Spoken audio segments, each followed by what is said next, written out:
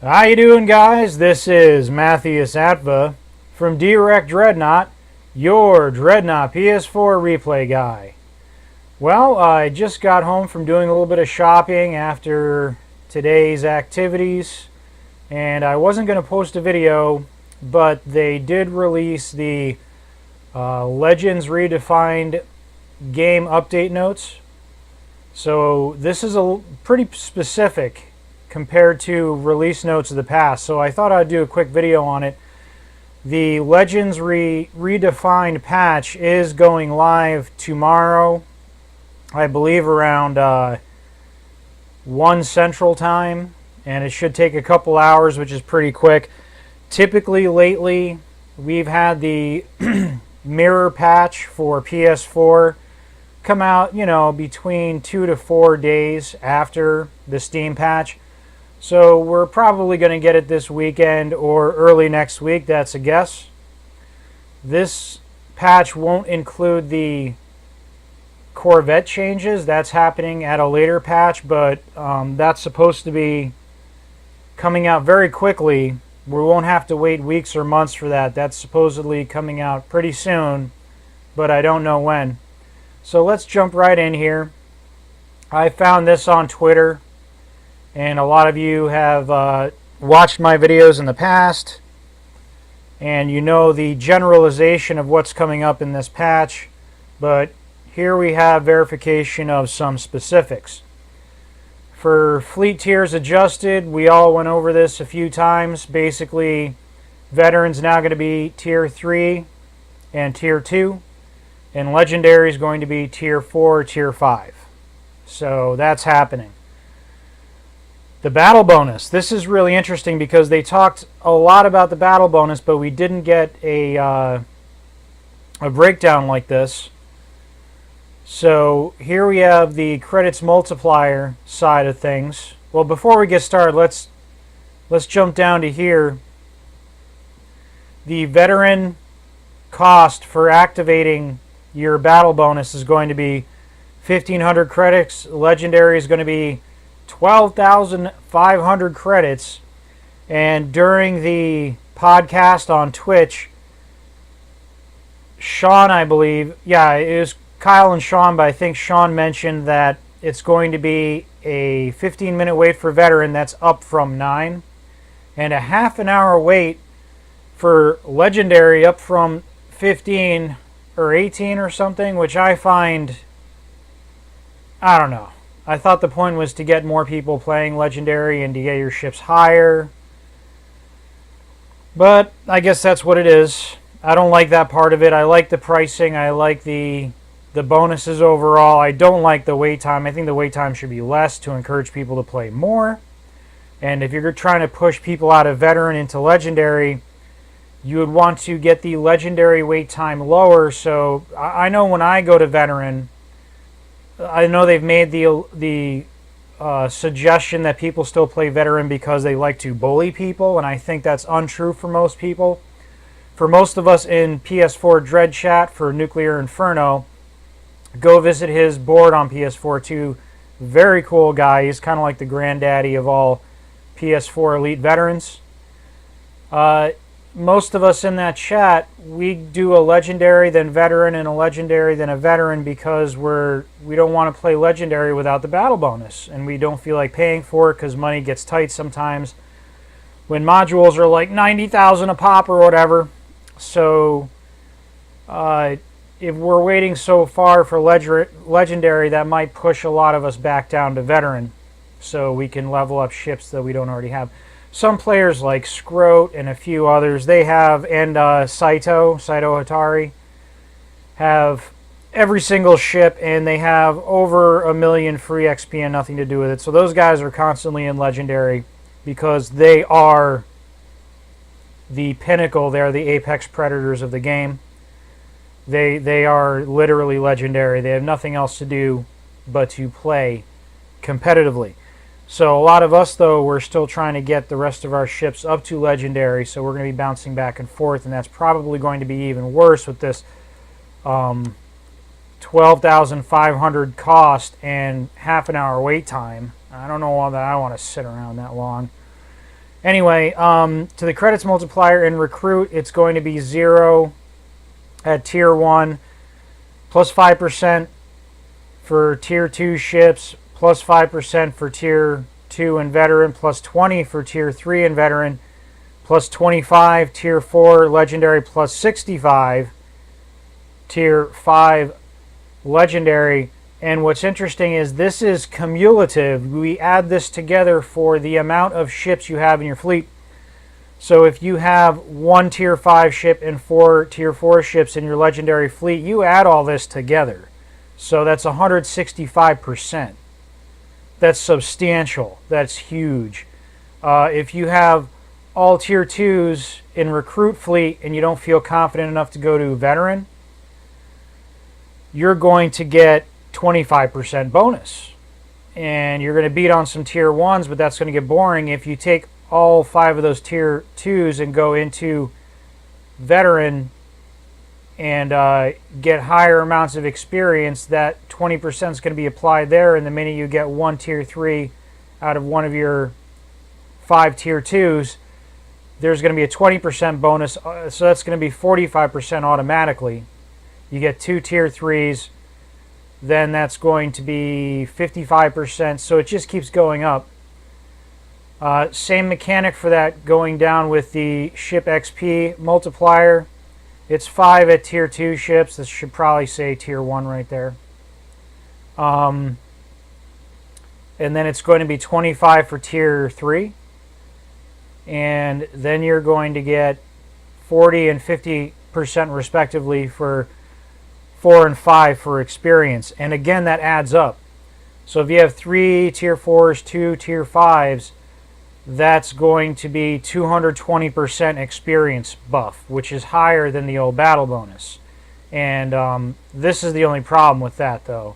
The Veteran, you're still going to get a higher bonus, and it's right around the same cost. This Legendary, though, sorry, I just ate Little Debbie, so I'm trying to hide my burps. That's 12,500 at a half an hour wait. I'm not going to enjoy that, but overall, I think this system is better. Let's get to Rupture. So we have the first thing you should note, which I mentioned before, is Tartarus Missile is staying the same as the old Purge. The other thing we need to note here is the Rupture for artillery isn't, they don't have the bugs worked out of it yet. So you're still going to have Purge mode for artillery, but Rupture's coming out in an upcoming release. I would guess probably when the Corvette changes are coming out. So, and that's going to be soon. They alluded to the Corvette changes being delayed, but you're not going to have to wait till next quarter or anything. That should be coming down the pipe pretty soon. So Armor Breaker ammo is going to Rupture ammo, and here's what I love about this. This is really neat. I'm glad they did this. This is an exact change of how things are going, and that's great. So we have Tier 4, Tier 5 armor breaking ammo is turning into Rupture ammo. It removes all your armor buffs, and on top of that you get a 20% armor weakness, which is equated to you take 20% damage. So if someone does 10,000 damage to you, you're going to take 1,200 damage, or 12,000 damage, sorry, instead, and you're not going to get your armor buffs. This is equalized, which is a trend we're seeing in all the module families, where basically they're not changing the effect or duration, they're just changing the cooldown availability as you increase in tier. That's really good. At first that seems like meh, but the cooldown goes in line with everything's faster pace in Legendary, and now with this normalization across all tiers, you don't have a disparity between Tier 4 and 5. So you have to wait a little longer for cooldown when you're in a, let's say, an Onager instead of a Granada.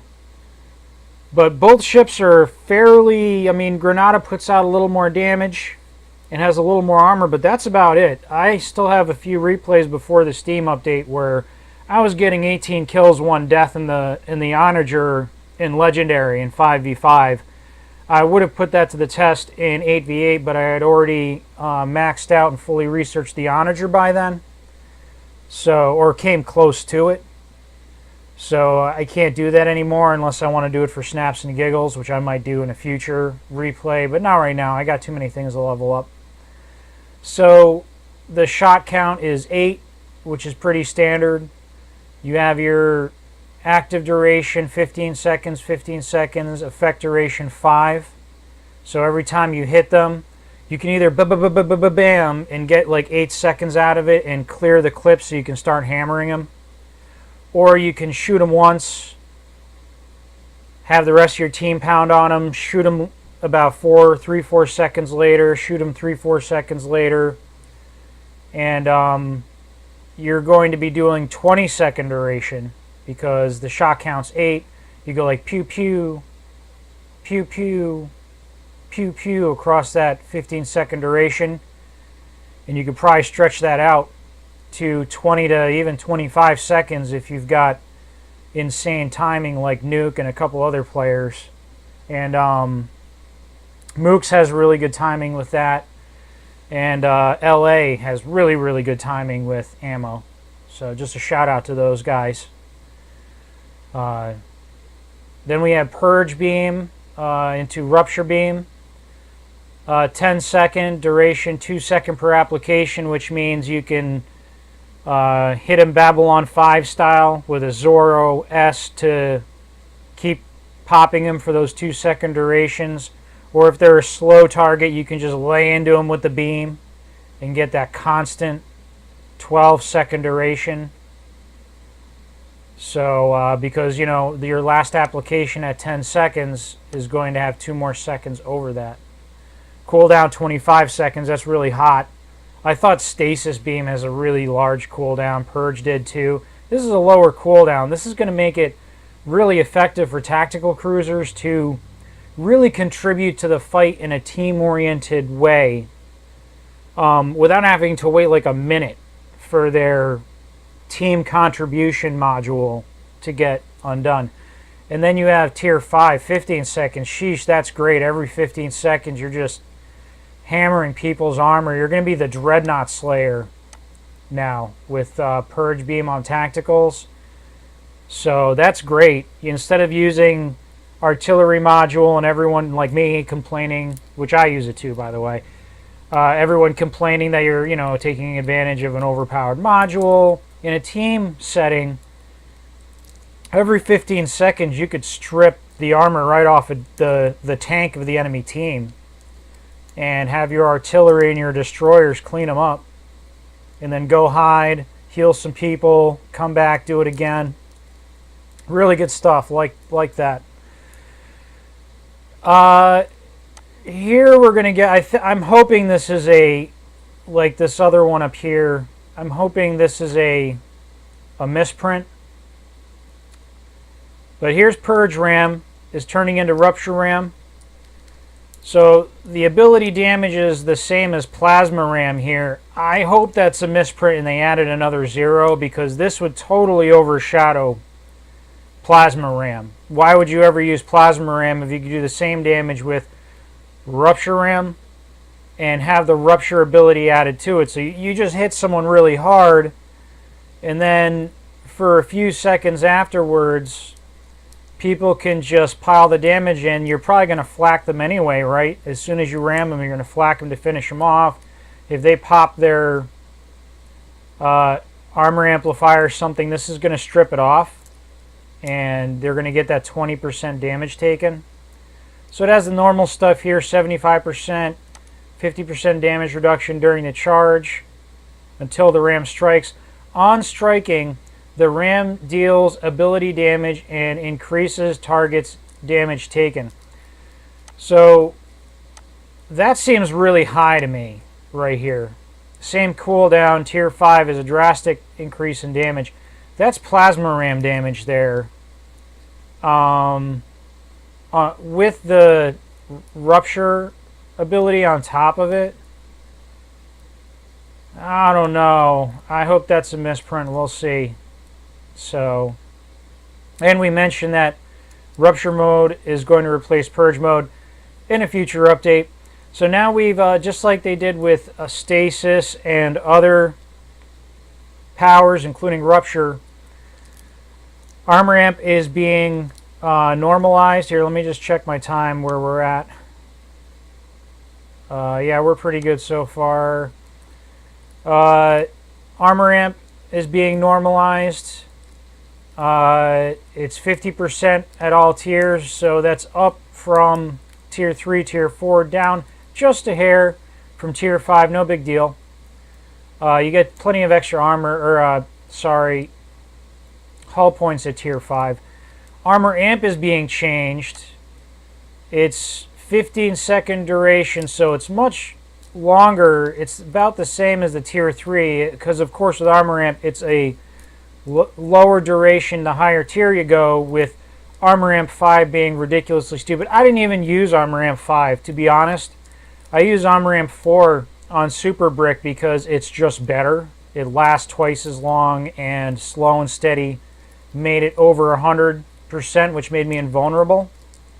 So there was no contest. Now it's 80% at all tiers, 15-second time duration at all tiers, and just how long it how long the cooldown is basically what happens when you increase your tier. I think this is great. It removes invulnerability even with slow and steady. And Engineering 101, you're going to get it to 96.5%, just shy of 100%. You could pop them both at the same time. I like to alternate, but if someone horrible like Valorous or Seba or Blitz is coming at you and you're scrambled and the Ram's coming, you know it's coming, you might as well press them both and be like, ha-ha, you know? So, might as well. But normally, in a normal firefight, I like to alternate those. But in a pinch, you could still get technically invulnerable until someone ruptures you. That's great. So I kind of like this. It puts less emphasis on needing to get the next module. Now maybe you can save your experience for getting a better secondary weapon, or getting a module you didn't have access to, or one that you kind of want, instead of saying I have to get the 4 better modules before I go through the rest of the tree and decide what I want. Now you can keep them at like tier 4, keep them at tier 3, and you have a slightly longer cooldown, and that's alright. You know, just work past it, be a gamer, and work past it, and then experiment a little. Or if you know your build, then you can shave those precious seconds off and be super efficient. I like it. So, for Artillery Cruiser, I can see why they did this. I'm not personally a fan, but I think it goes with the theme. The theme being Armour Amp for Artillery Cruisers being renamed to Armored Lockdown, just like the Tactical Cruiser, and it functions identically as the Tactical Cruiser. Which means when you use this, you can't move. And I don't quote me on this. I don't use lockdown on my tacs because I like being mobile to heal people and to chase things down and kill them, because I like to kill things in my tactical cruiser. So I might have to replace this on my Nox and my other Oberon artilleries. I'm not sure I'm going to keep using that. I'm not a big fan, but it's not like I'm not a big fan because it's a bad idea. I think it's a great idea. It just personally affects my gameplay, but I'm going to suck it up for the greater good. Kinetic Armour Amp on Corvettes is just being changed to Armour Amp. This is really hot. I like this. It functions identically to the Dreadnought version of this module, which means you just pop it. For 15 seconds, you take only 20% damage unless some plucky tactical ruptures you. That's really good.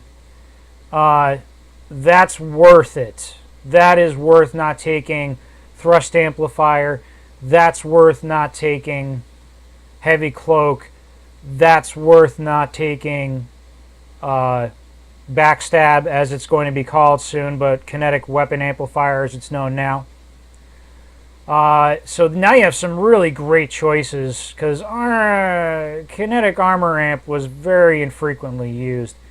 Now if you want to be a super tank, I like some of the changes that are coming down. I made a video about how I think the Aquila Corvettes currently, in their current state, are flying dumpster fires. And more, the more of what I see that's coming down the pipe in the next couple days and in the next couple weeks, I really think that ship is going to go through a golden age. I really do. I think it's good. So this is a game changer right here. I like that.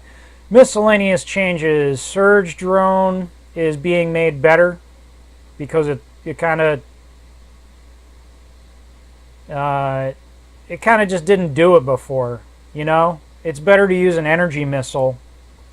I don't know. This is my opinion, and people might use it now. I see it very infrequently used.